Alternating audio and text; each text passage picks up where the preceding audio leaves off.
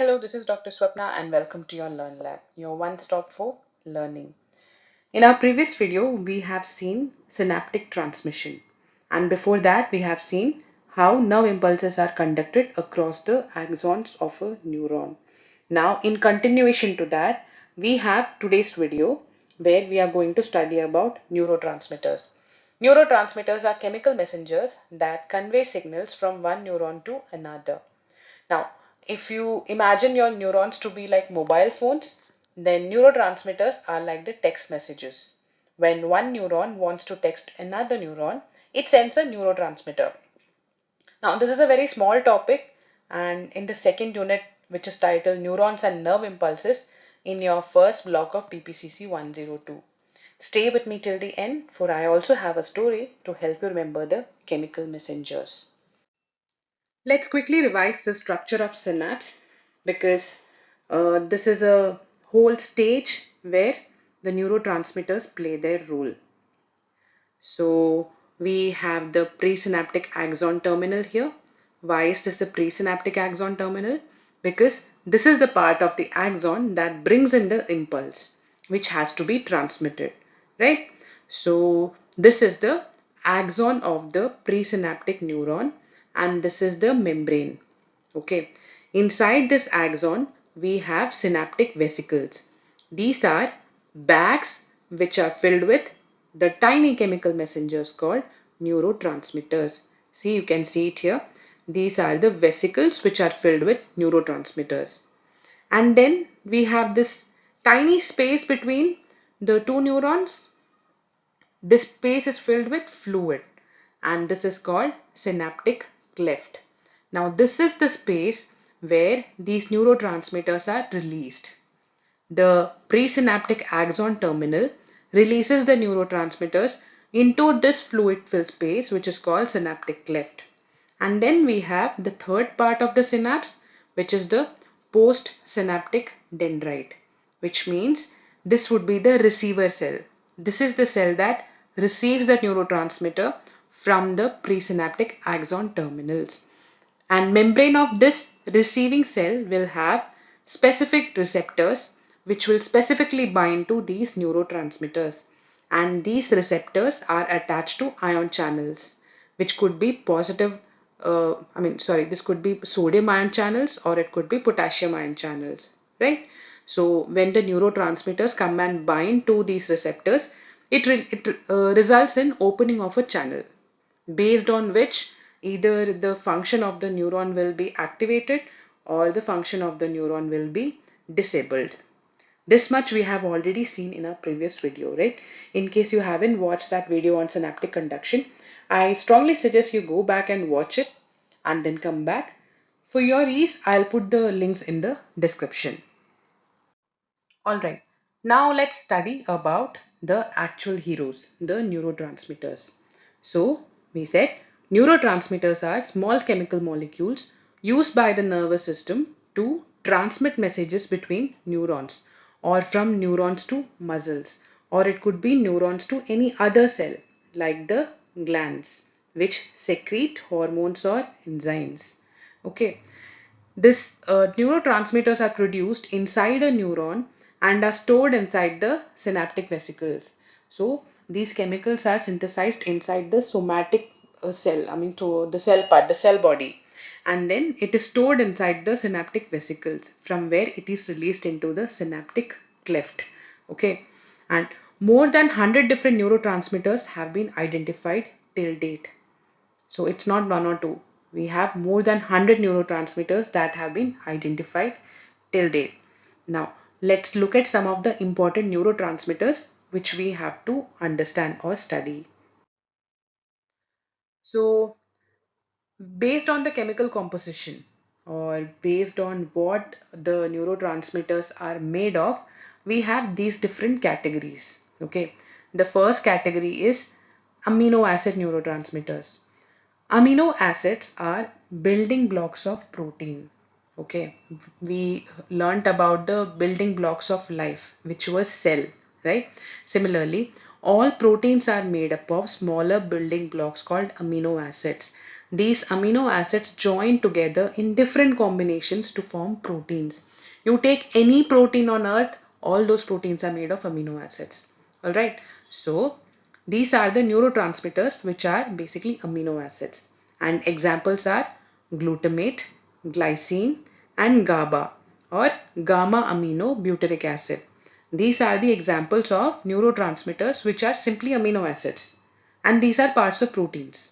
Okay, but when they are functioning as a neurotransmitters, they are not part of any protein. They are just individual amino acids which are functioning as neurotransmitters. The next category we have is of monoamines. So amine is a group. Okay, monoamine means there is a one single amine group which is functioning as the neurotransmitter. And the example here we have is epinephrine, norepinephrine, serotonin, dopamine, and histamine. You might have heard about this. If not, we are going to be hearing this in every subsequent video for one reason or the other. Okay, because neurotransmitters are the facilitators of conduction of nerve impulses across one neuron to another in our human body. And why so? Because we learned that in our human body, electrical synapses are nil, almost absent. So we function on chemical synapses, which is facilitated by neurotransmitters. All right. So after amino acids, we have monoamines, and these are the examples. Third category is neuropeptides. Peptide means, now we said amino acids are building block of protein, right? A few of those, when they join to each other, are called peptides. So basically peptides are also made of amino acids. While amino acid is a single unit, multiple amino acid units join together to form peptides, basically short chains. Okay, and when these peptides are present in the nervous system, you call it neuropeptides. And the examples are endorphins and neuropeptide Y. Alright, so when multiple peptides join together, they form a larger protein. Okay, so it should be easy to remember. First, we have the building block of protein, amino acids, and then a few of them join together to form neuropeptide. You have all these different examples of them. The fourth one, acetylcholine, is a neurotransmitter in itself because there is no other category where you can put it. So whoever made this classification has made a separate classification just for acetylcholine. And then finally, we have the others categories where all the neurotransmitters which is not acetylcholine and which do not come into any of these three groups are put in this club. Okay, so these are the different types of neurotransmitters. Now let's look at the important ones one by one. So yeah, sorry, before we get into them one by one, we will have a look at the types of neurotransmitters based on their function, which we also have discussed in our previous video. So based on function, we have two types of neurotransmitters. One is excitatory and the other is inhibitory. Alright. So what is excitatory? Excitatory neurotransmitters are those which excite the function of a particular neuron. This causes the firing of the impulse from one neuron to the other neuron. Okay. And examples are acetylcholine, catecholamine, epinephrine, norepinephrine, glutamate. So you don't have to remember all these names, just the common ones. When it comes to excitatory, you need to remember that there is acetylcholine, there is epinephrine and norepinephrine, and glutamate, which is the amino acid, right? And then there is inhibitory. So what does inhibitory neurotransmitters do? They decrease the chances of firing an impulse to other neurons. If you remember from our previous video, what do excitatory neurotransmitters do?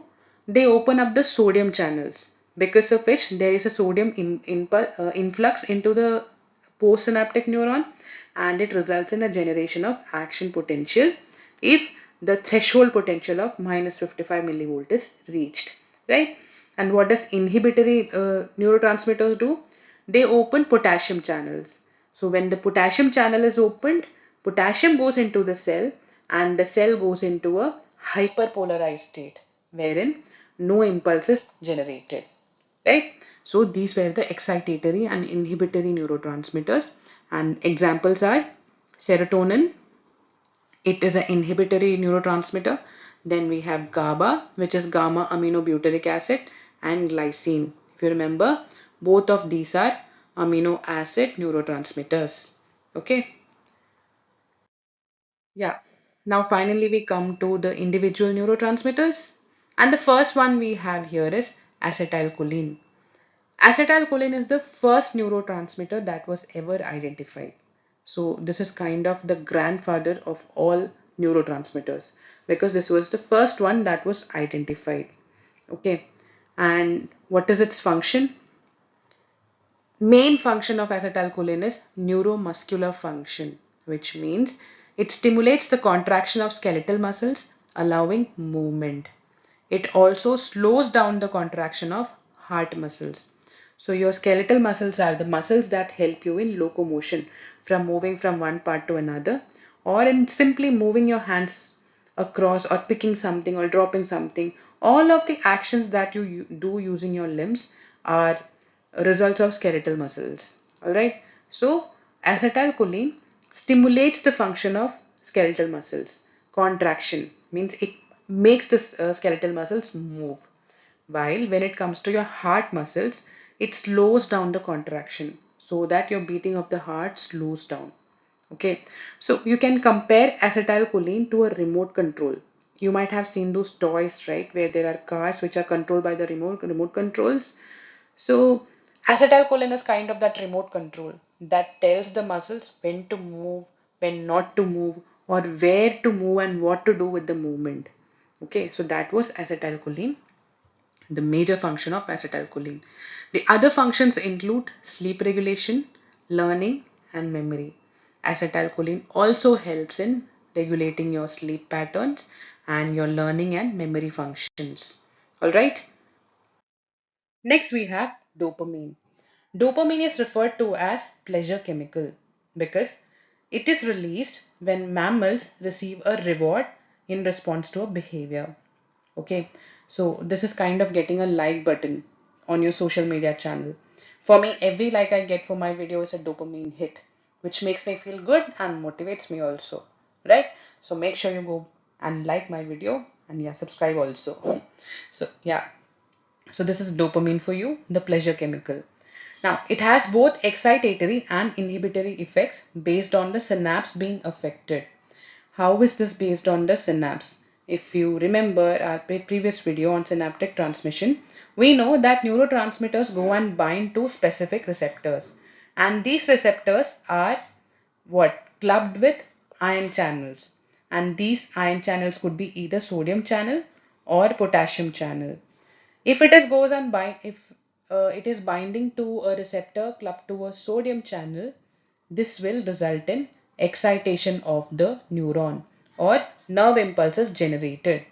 In case the neurotransmitter or the dopamine goes and binds to a receptor which is associated with a potassium channel, then it will result in what? The neuron being hyperpolarized, because as potassium channels open, more potassium comes in, the insides of the cell become more negative, because of which this neuron will be hyperpolarized and not in a state to generate any electrical impulse. So this will inhibit the impulse. Alright.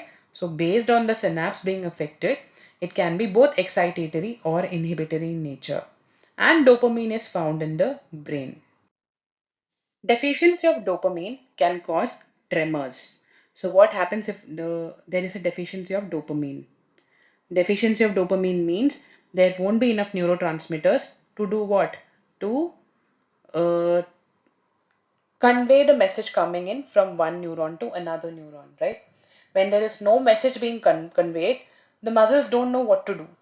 So the movement slows down. There would be tremors. The person will feel impaired balance and coordination. All right. So these are the symptoms of Parkinson's disease. And why is it caused? It's caused due to uh, deficiency of dopamine. Okay. So when there is less dopamine, The signals are not conveyed properly across the synapse, because of which there could be tremors, slow movement, impaired balance and coordination, resulting in Parkinson's. If there is an excess amount of dopamine, it can result in schizophrenia, overstimulation of neurons. Okay, there are too much of dopamine. All right. So, what are the main functions of dopamine? It regulates mood, emotions, sleep, and appetite. Also, it helps in maintaining body balance. Okay, so main function of dopamine is mood regulation. Keeps you in a good mood. All right. So there is now something called dopamine hypothesis. This is related to its role in schizophrenia. Okay. So this hypothesis states that schizophrenia is caused by an excessive activity of dopamine receptors in certain brain regions. We have seen why excess activity of dopamine uh, impairs function, because there would be overstimulation of neurons, right? This results in positive symptoms of schizophrenia such as hallucinations and delusions, while reduced dopamine activity is related to negative and cognitive symptoms. Okay. Drugs used to treat schizophrenia function by blocking this dopamine receptors. So, for patients who are suffering from schizophrenia, the treatment involves blocking dopamine receptors so that there is no excess dopamine in the system. Continuous use of drugs such as amphetamines and cocaines also have similar outcomes as they increase the activity at dopamine synapses. Alright, so these drugs, they mimic dopamine. So the receptors think there is a lot of dopamine there, and there is overstimulation. So continuous use of such drugs is also not good for your brain health. Alright. The next neurotransmitter we have is GABA, or gamma aminobutyric acid. And what was this? This is an amino acid neurotransmitter. This is a inhibitory neurotransmitter. This inhibits neural signaling in brain and spinal cord. It calms the neuron. There is no overstimulation, it's understimulated. It calms the neuron, and imbalance in GABA can predispose a person to stroke. Okay, if there is not a good balance of gamma in the nervous system, the person will be predisposed to problems such as stroke. So you can compare GABA here to the brake pedal of a bike or a car. When do you apply brake? When do you want to slow down the vehicle, right? This is exactly what GABA also does. It slows down the neuron, calms the neuron. Okay. And what are the functions? It helps in reducing anxiety and plays a role in brain development. Okay. Calming the nerve means it reduces the anxiety automatically. All right. So that was GABA for you. Next, we have glutamate. This is also an amino acid neurotransmitter, right? But the function here is excitatory. While GABA was inhibitory, glutamate is excitatory neurotransmitter. Excess glutamate can cause overactivation of neurons and neuronal damage. So if GABA was the brake pedal, glutamate is the accelerator of the vehicle. Okay, it accelerates the function of neurons, and it also causes neuronal damage. Functions: major, learning and memory. Where did we see this function before? In acetylcholine, right? Glutamate also helps in learning and memory. So glutamate also has a hypothesis. It's called glutamate hypothesis. And what does it say? It says that dopamine inhibits glutamate cells in brain. So if there is high level of dopamine, we said it can result in what? Schizophrenia, right? And if there is a high dopamine level, it can inhibit glutamate cells in brain. Glutamate stimulates neuron that inhibit dopamine. That's a what? If dopamine is able to inhibit glutamate, glutamate also stimulates neuron that inhibit dopamine. Okay, they are fighting each other. Thus, decreasing glutamate has an effect as same as increasing dopamine in case of schizophrenia. Why?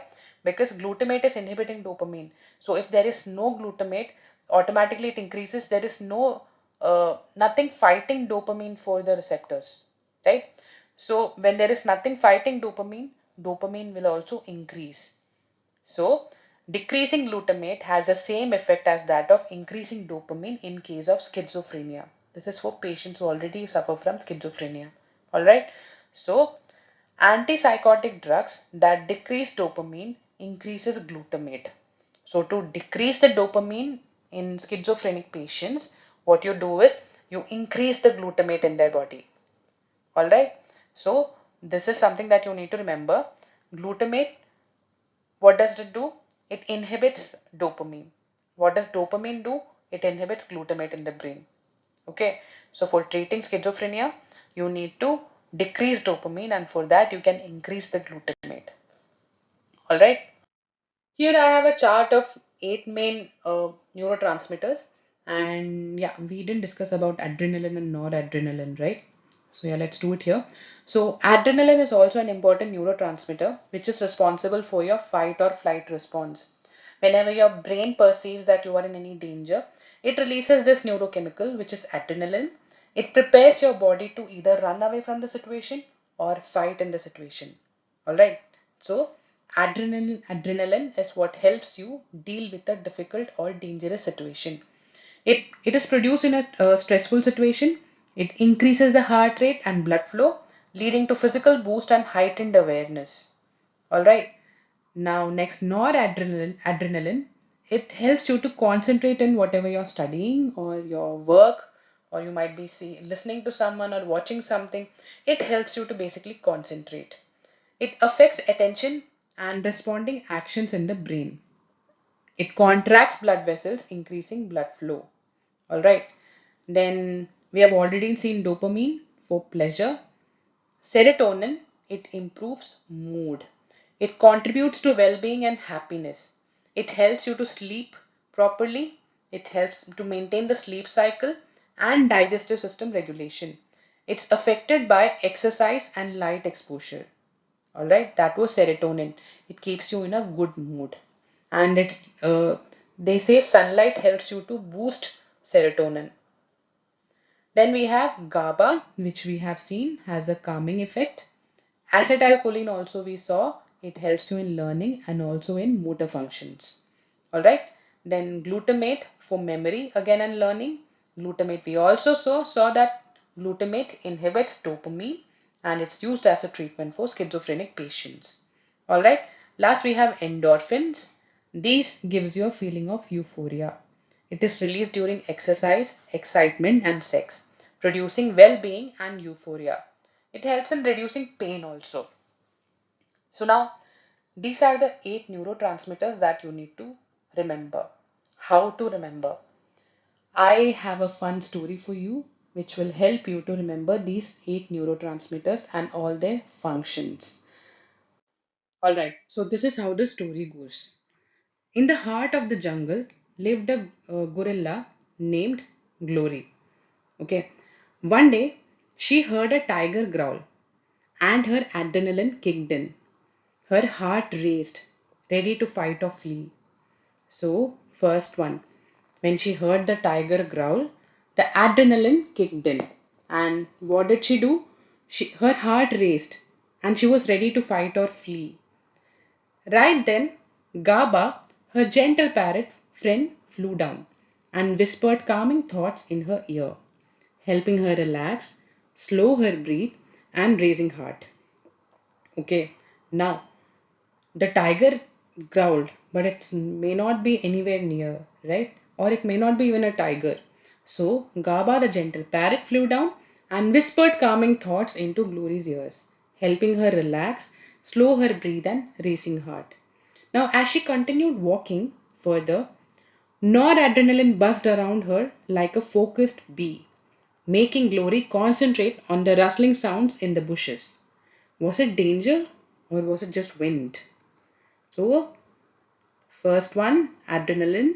Second, GABA, giving calming thoughts. Third, noradrenaline, helping her concentrate on the rustling sounds she heard in the bushes. That's when she met Acetylcholine. And who's Acetylcholine? The wise chameleon, who then taught Glory how to learn the differences. That when the leaves twitch in this way, he said it's the wind. And when it twitches the other way, it might be a predator. Okay, so she was all concentrating on the rustling of the leaves when acetylcholine comes in and teaches her, helps her to learn the difference, how to identify if it is a predator or not. Later, Glory found a bunch of bananas. The joy of finding them triggered a burst of dopamine. She felt intense pleasure and motivation. And then she thought, yeah, I must do this again tomorrow. Alright, so when she finds the bunch of bananas, there is a dopamine hit. It's a reward. Okay, and then she feels intense pleasure and motivation to do this again tomorrow, the next day. Alright. Now, as she munched the banana, Glutamate, the jungle librarian, reminded her to store this memory. Remember where you found these bananas tomorrow. Okay. So the librarian Glutamate comes and tells her, just remember that where you found these bananas so that you can come tomorrow and also do the same thing again. So Glutamate helped her to store this memory. By sunset, Glory felt peaceful. The golden light boosted her serotonin, lifting her mood and helping her feel safe and happy. So by evening, the next neurotransmitter came in, which was serotonin, which helped her to lift her mood, make her feel safe and happy. Now, as she lay under the stars, stretching after a long climb, a wave of endorphins washed over her. A gentle high, a sense of euphoria, her reward after an eventful day. Okay, so this was how different neurotransmitters made the day for Glory the gorilla. So now if you can visualize the whole thing, it will help you to remember the neurotransmitters also. Let's have a quick summary here. So what did adrenaline do? Fight or flight response. When she thought she heard a tiger growl, right? Then came GABA, the parrot, with her calming words, okay, helping the uh, helping the gorilla to slow down her breathing and raising heart. Then came noradrenaline, which helped her to concentrate on the rustling leaves, focus listening, right? Then acetylcholine, the wise chameleon, helped in what? Learning. Learning the difference between the rustling of the leaves when it is a predator and when it is wind. Right? Then came dopamine when she found the bunch of bananas. That was pleasure or joy. Then came glutamate for memory. The librarian's reminder that okay, remember where you found the banana tomorrow. Right? Then serotonin during the sunset when she was exposed to the setting sunlight, which enhanced her mood and made her feel happy and safe. Then finally, at night, under the stars, endorphins kicked in, bringing in a mood of euphoria. You can have your own story, your own characters, and everything, whatever helps you to understand the concept. Alright, moving on to the last part of this video, we are going to see what are the different drugs that affect neurotransmitters. Okay, no, not what are the different drugs, but how the drugs affect neurotransmitters. We already saw how certain drugs like amphetamines affect, right? Making it an impression of a presence of dopamine, like it mimics the dopamine.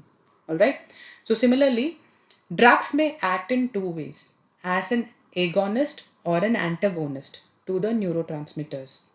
Let's see what this means. Agonist means it mimics or increase the effect of neurotransmitter on the receptor sites, thereby increasing or decreasing the activity of the cell. This is what amphetamines were doing, right? To dopamine. It is mimicking or increasing the effect of a neurotransmitter. It either mimics or increases the effect of neurotransmitter on the receptor site, thereby increasing or decreasing the activity of a cell based on whether it is inhibitory or excitatory, right? An example is anti-anxiety medication diazepam is a agonist to GABA. If you remember GABA, what is GABA? It slows down the neuron, right? It is a calming neurotransmitter. So diazepam is agonist to GABA, which means it is working similar to GABA. GABA is an inhibitory molecule and diazepam increases the activity of GABA. thereby calming specific brain areas and helps in controlling anxiety. Right? This is how diazepam works. It increases the activity of GABA and calms the neurons and helps in controlling anxiety. Next we have antagonist. Antagonist, mainly this works anti or opposite to the neurotransmitters. It blocks or reduces the effect of neurotransmitter by reducing the target cell's response to it. Alright.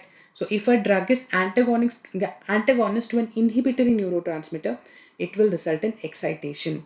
And if the neurotransmitter is excitatory in effect, then the antagonist will inhibit it. Exactly opposite to what the neurotransmitter does. Example, drugs such as selective serotonin reuptake inhibitor or SSRI. This is selective serotonin reuptake inhibitor. It blocks the reuptake of serotonin. So when is a neurotransmitter taken? When it is not used, when it is not binding to a receptor. All the extra neurotransmitters at the synaptic cleft, when it is not used, it is reuptaken back into the synaptic vesicles. We studied this in the last video, right? So SSRI are drugs which block the reuptake of serotonin. So serotonin is always available at the receptor. Because of this, it is always available at the receptor and this improves the mood. We saw that serotonin is responsible for keeping you in a good mood. Alright? So that was the two effects of neurotransmitters, agonist and antagonist. So that's all about neurotransmitters that you need to know for your course here. I hope this was easy for you. You understood this. So I couldn't find any previous year questions on this, but not sure it will not come also. It may come also, but if it comes, it might be for a 5 marks question, a part question, right? So I hope you will be ready if the question comes. All right. So yeah, that was all from me. I am signing off for the day. Keep learning and take care. Bye bye.